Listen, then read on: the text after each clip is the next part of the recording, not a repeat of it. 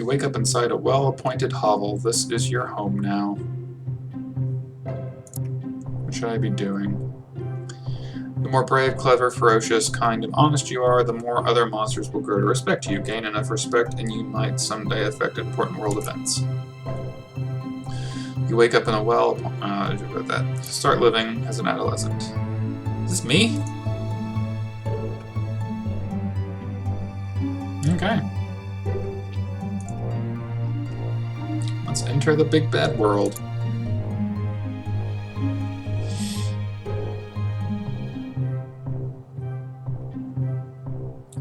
Adventure in town.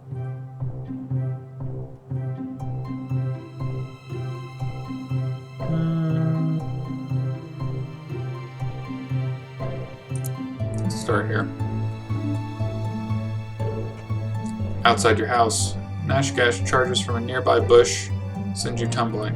Challenge, she screams at the top of your voice. It's on.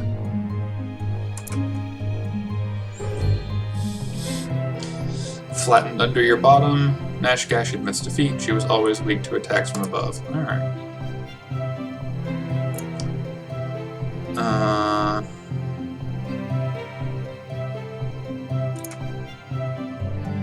Blotz waddles over to you. I'm all out of snacks. Got any?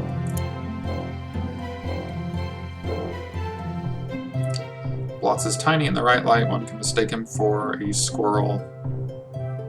Doesn't really look like a squirrel, but alright. His neck is especially flexible, looking over his shoulder so much.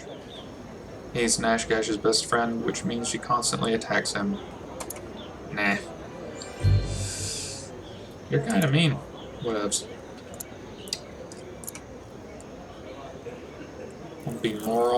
Mumpsy moral. So there's a...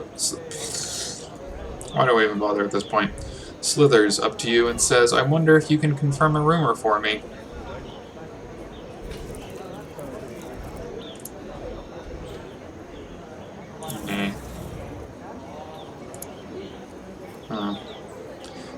Alright. As you're walking down the street, you feel a stinging sensation. Something just bit your foot.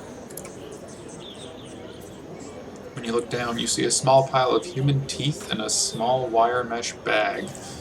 Some monster must have dropped them. Human teeth? Human teeth from baby humans. Some monsters collect them and play a game with them. Okay. Finders keepers. You walk away whistling with the bag firmly in claw. Not long after you get home, there's a knock on your door. Hamrag appears, asking if you've seen his collection of teeth. I don't know. Thanks you for your time and goes next door to continue a search.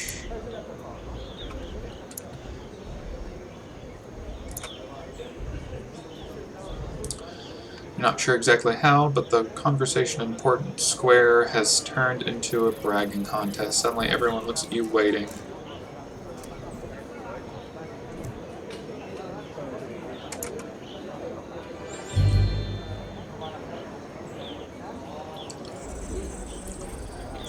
You tell everyone how little meaning fear has for you, and as you speak, you feel just a little bit braver than Blistery asks, what about humans? What about humans?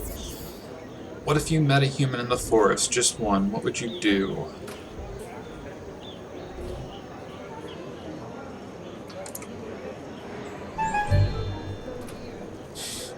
Everyone stares at you. They clearly don't believe a word you just said.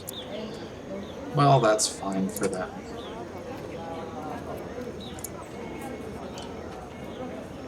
Nash is picking on the tiny Blistery. She gets knocked down every time she gets up. Nashgash asks if you want to help.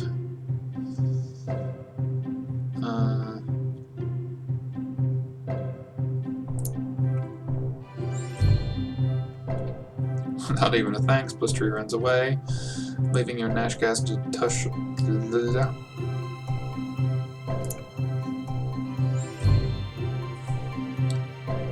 Nashgash is savage, but she's tired herself out, and you're full of energy. You beat Nash to a pulp. Nash pants. Impressive.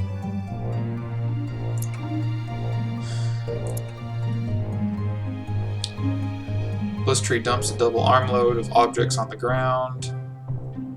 I found these in the woods. Nash Nash grabs one, a piece of yellow metal, and licks it. Lick something. It's pretty bad. The muddy cog you just licked tastes like rust and mold. Not the delicious kind of mold either, the horrible sour kind.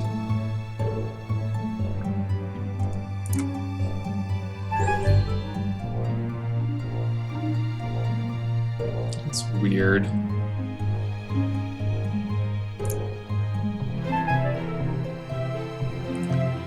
Some of your victims try to get up to punish you, but they're still confused from the bad taste in their maws. You escape with your hide intact. One more. This one.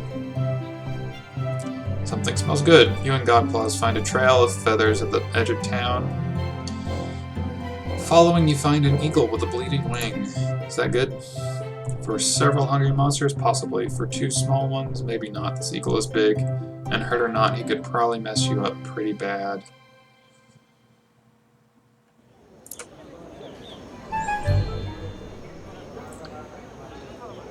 Those are eagle noises, in case you couldn't tell.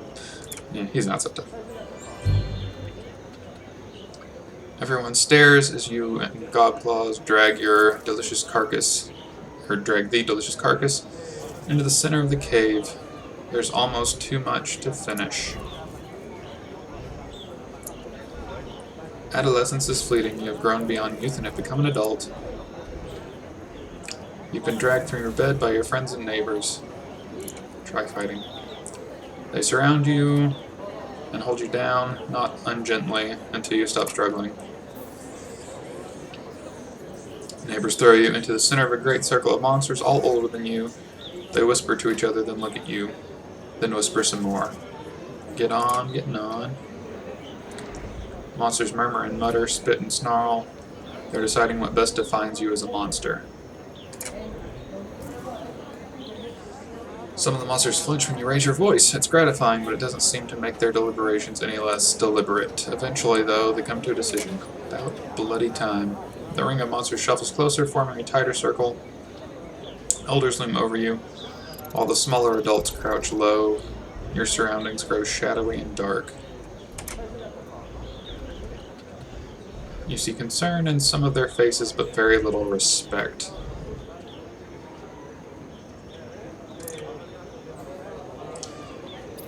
You can become an adult without earning respect, but when the time comes all too soon to become an elder, you'll dissolve and pass away without it.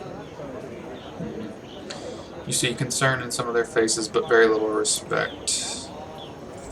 Everyone goes silent as you bravely meet Monster's eyes without flinching. Comes out with a roar. He's huge and is about to eat you.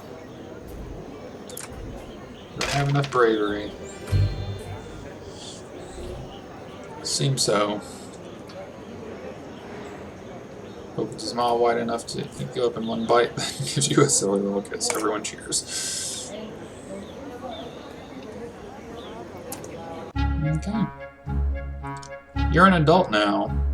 You'll grow stronger over time, but your personality is no longer as mutable as it was when you were young. Onward to adulthood.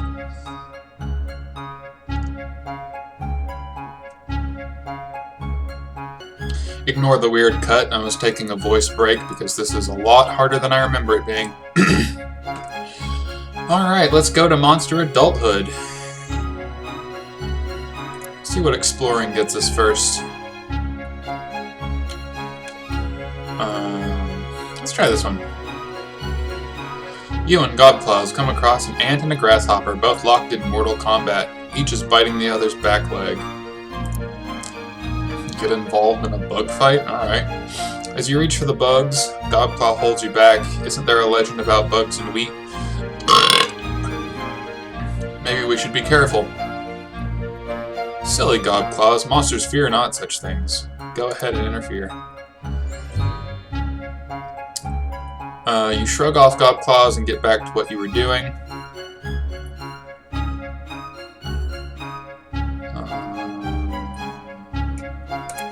Yes. Not much meat, you mutter, and use the wheat stalk to scratch an itch. Godclaw sighs and agrees, and you both move on. Okay. So that got me some respect. Let's see what politicking does. Let's go with the chicken leg. Godplaws and you were arguing about what to have for lunch. She got to pick last time. Suddenly, your favorite food flies down from the sky and perches within arm's reach.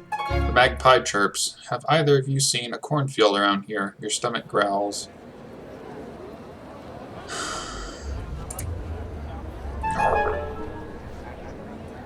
Oh. Fantastic amuse-bouche. Sadly, it wasn't much, even Godpaws have to. Okay. Maybe politicking isn't for me.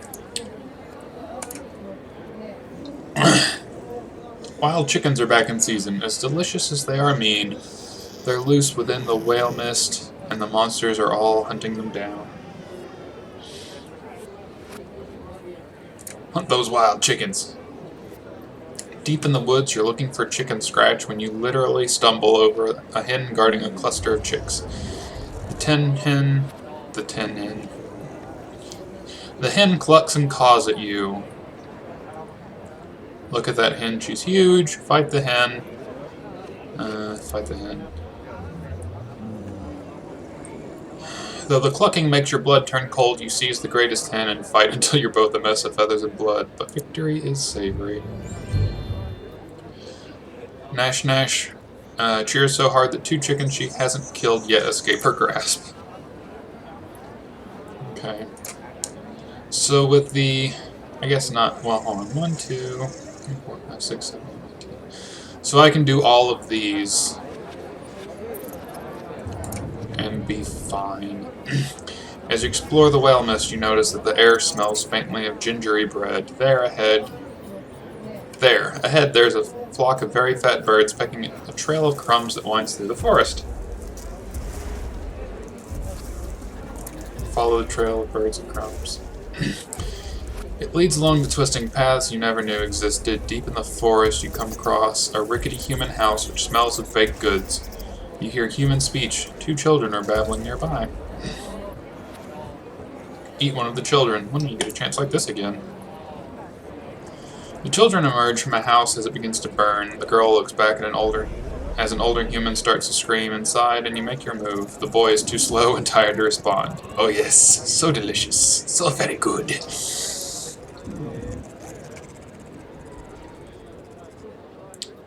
The girl turns back as her brother's hand slips out of hers. She sees you, she blinks, not sure whether you're real or not. Continue the meal.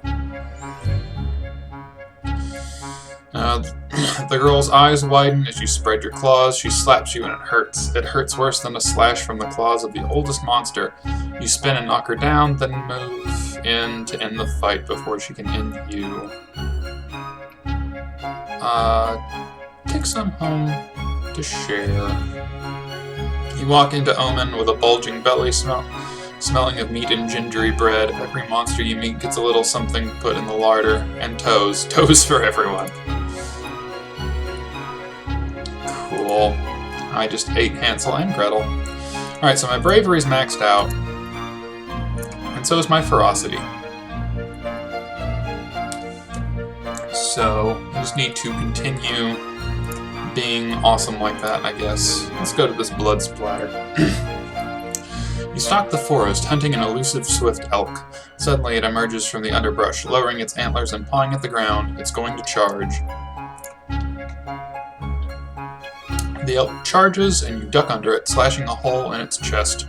But instead of a heart, you find nothing. The elk turns and catches you with its antlers and flings you into a tree. What? The elk bounds away. It's unkillable. There's nothing unkillable after it. You keep chasing the elk until it drinks from a stream. Then you spring at it without fear and tear it limb from limb, head from body, antler from skull.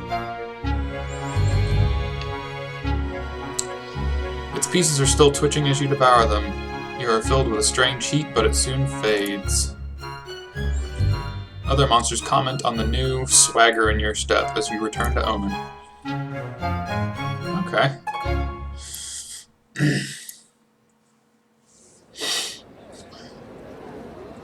See, the spine doctor has asked you to catch a special fox. It limps, she says, and it coughs. I need you to catch it quickly. I just need the fox. Swat you with one prickly arm. There's no time for questions. Get the fox or don't. Alright, fine. You go forth into the forest, trailing the fox. As you get closer, you catch a glimpse of its ragged ears between two trees. The fox is limping slowly. Get closer. As you draw near, you smell something sickly sweet. The fox slumps and vomits green matter onto the forest floor. Your claws tremble at the thought of touching it.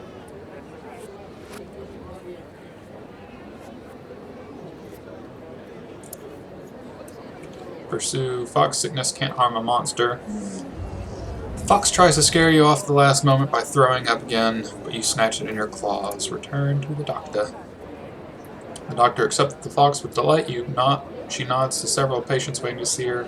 You see, friends, this one shows promise. Watch what she does with the fox. The spine doctor squeezes the fox, forcing it to throw up into a row of rat cages. She says, now I can use the rats to make medicine, so we can cure animals we care about.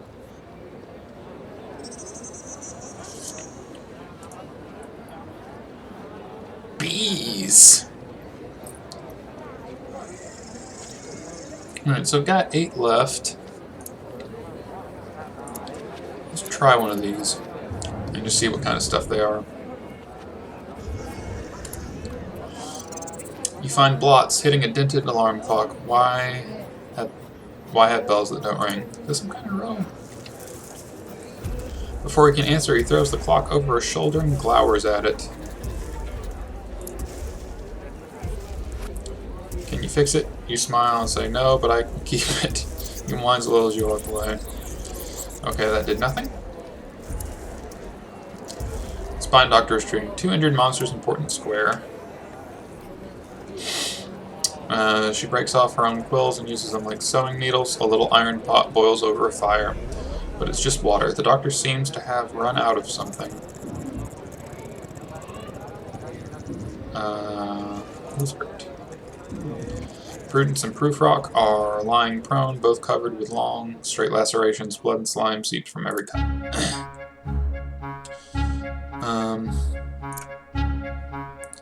Doctor cleans the wound and draws a loop with thin twine, breaking off one of her spines. She uses it like a needle to sew the largest cuts. Sings wordlessly, applying a gentle touch. The attention, the kindness seems as important as the actual treatment.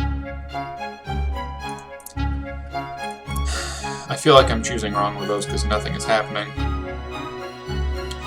A pack of monsters set out to capture the honeyed bees, a special swarm that carries its hive along with it in small pieces. Wow.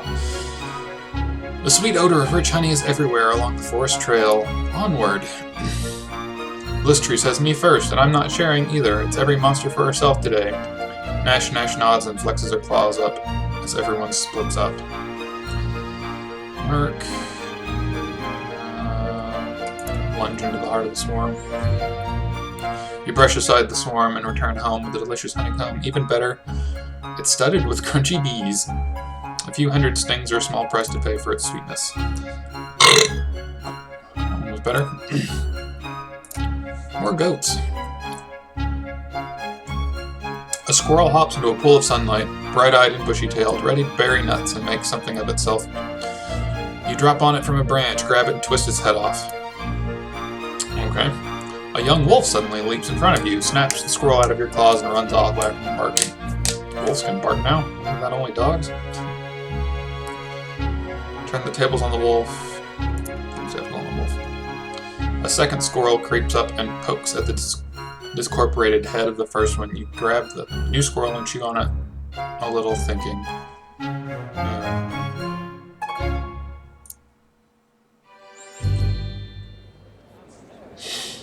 You dangle the squirrel over your maw, waiting. The wolf tries to steal it as planned. You slash her with your claws and she flees, having learned not to mess with you again. Cool.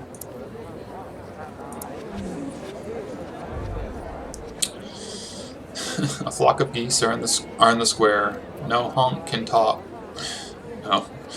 No one can talk above the din. Nash screams. Last one to drive them away is the loser. And she's on that human scooter she found.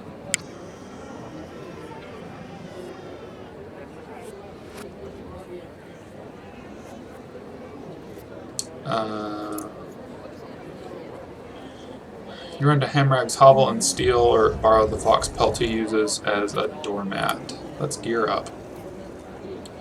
Plonking it on your head, you run towards the geese, growling and yipping. The geese swarm you. Uh-oh, you can think of 2 good options. You bite a goose in 2 and grab 3 more, creating a tornado of feathers. Nash Nash jumps off the scooter to join you.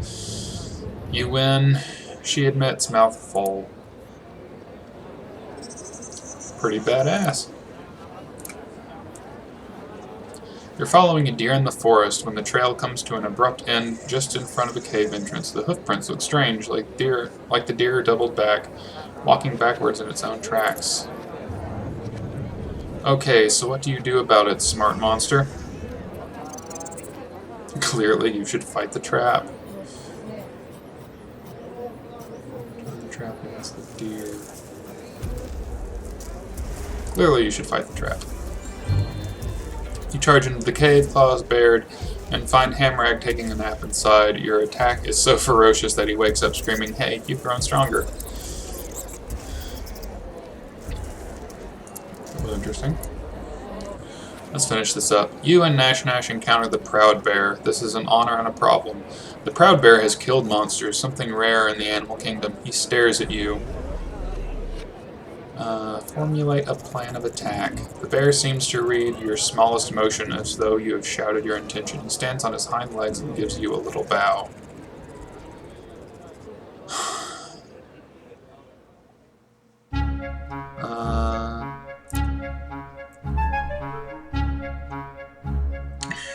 You leap, making every blow the best you've thrown. The Proud Bear encounters them all, genuinely trying to end you until he stops. Suddenly he's lying there before you, helpless.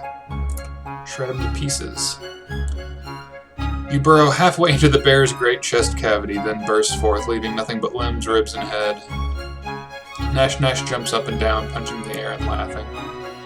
I feel like I should have gotten some respect for that.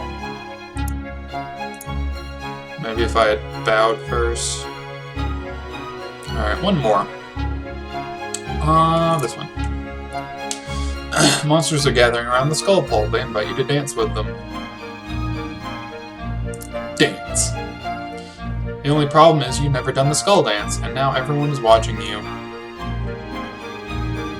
Just start dancing. You move closer to the skull pole. Dance fast, thrash around like you just don't care. Oh. Boo earns. Oh, I'm at 44%. That's... You're growing old, my friend. Your body is very soft and you drip slime everywhere you go. It's getting hard to leave your hovel. Go see the spine doctor. The doctor tells you that your time is almost up. You'll soon reach the end of adulthood, and you will either ascend to elder status or dissolve into slime. What happens to monsters who ascend? Those who manage to ascend become elders and live on to steer the fate of monster kind. What happens to those who dissolve? Their bodies melt in the spawning vat, where their memories will nourish the minds of new generations of morsels. Can you do something to stop it? There is a treatment that might prevent your dissolution. Learn more about the treatment. The doctor says the treatment involves an extract taken from the tentacle ferns that grow in the whale mist. Let's see what this does. Let's see how this goes. Oh. Following the spine doctor's directions, you enter the cave in whale mist you enter the whale mist in search of tentacle fern. They're common in these woods. Pick a fern. You wade through a thicket of sticky green coils, letting them brush aside your hide until one latches firmly in place. That means it's ripe. You snip the fern with your claws. It's a little monsterling, trying not to be noticed. You should be in the brood cave. He gives a little shriek and flees before your wrath. You return to the spine doctor, but the tentacle fern, she takes it from you. The doctor runs the fresh, sticky fern through a low flame, studies it carefully, then eats it. The spine doctor says, "There is no medicine. I just wanted to give you a chance to think about it more. Do you understand?" Brr. You scream and leap at the doctor. Her spines jab you terribly, but she doesn't fight back with her claws or teeth. You leave lying on the ground, silent as you race back to your hovel. A group of elders is waiting at the door of your hovel. They've seen your drippings. They know it's time for you to dissolve or ascend.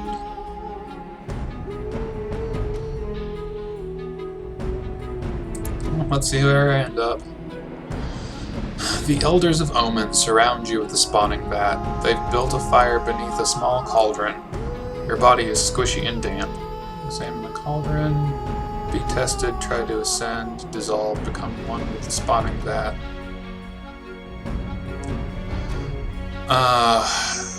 44%. I'm gonna try. Let's try to become an elder. A masked elder comes forward. She says, "It's time to decide." All the elders growl and snarl. The masked elder claws herself.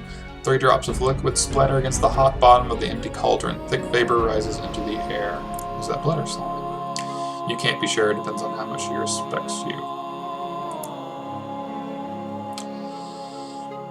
The masked elder asks, "Who has already decided the fate of this monster?" A few of the elders approach the cauldron to add fluid to the collection. The liquid begins to bubble. The masked elder has placed 5 flat stones on the ground. She says, "Choose one. Chance will guide your claw."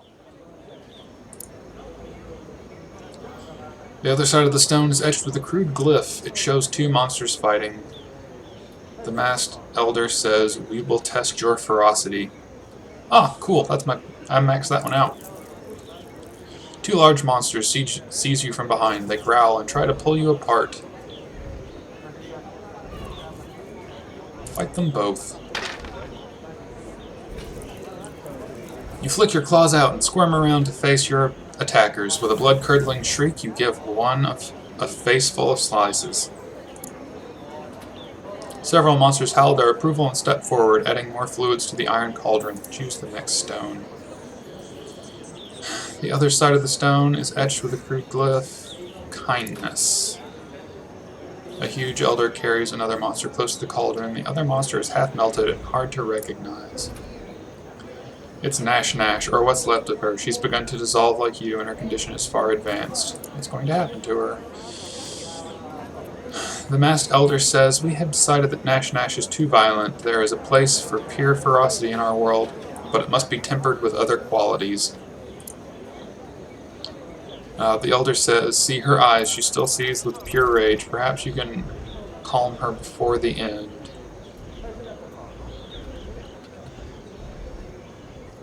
Try to console. Nash Nash growls and lashes out at you. Your claws might be weak, but hers are the only part of her that's still strong. You bleed. As you whisper to Nash Nash, she claws at your eyes. You cannot help but snarl back. The elders frown in disappointment. Yeah, I was kind of expecting that. So I'm assuming I have to pass 3 out of 5 of these tests. I know I can pass 2. So I'm probably not going to become an elder. See, the huge elder grabs Nash Nash and, holding her at arm's length to protect himself from her claws, throws her into the spawning vat. Dodge the splash. Everyone grows quiet for a moment, then turns back to you. You hold the cauldron, which contains portentous infusion. It's heavy.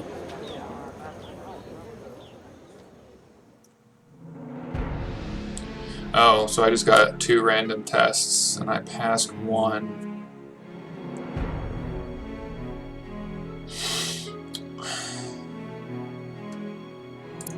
Drink up. You drink the bubbling concoction and then belch. And howl. Your body solidifies almost instantly. You're an elder now.